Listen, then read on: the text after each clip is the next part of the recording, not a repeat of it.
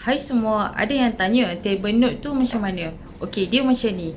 Proses pembelajaran kelas online kita adalah anda kena tengok dulu video dalam kelas. Okey, kemudian anda kena lukis pola ikut macam cikgu buat, ikut ukuran cikgu.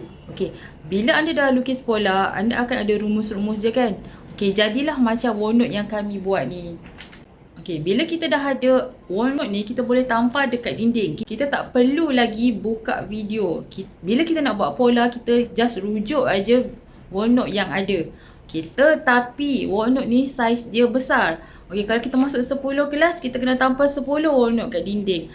Jadi, kami kecilkan OneNote ni menjadi table note. Okay, table note ni saiz A3. Okay, nampak? Kertas dia glossy kan? Dia berkilat. Lepas tu, dia ada warna-warna. Rumus semua lengkap lah. Ini buku saiz A4. Okay, kita tengok besar mana.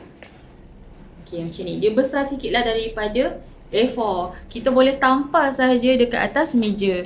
Okay, senang untuk kita rujuk. Anda boleh beli table note mengikut kelas yang anda join sahaja. Sebab satu table note ni umpama anda masuk satu kelas. Okey, kalau macam anda beli table note tu kelas yang berharga 350, seumpama anda masuk satu kelas yang berharga 350. Kami tak jual table note ni kepada orang luar. Dapatkan dengan harga promo sehingga 15 hari bulan ni sahaja.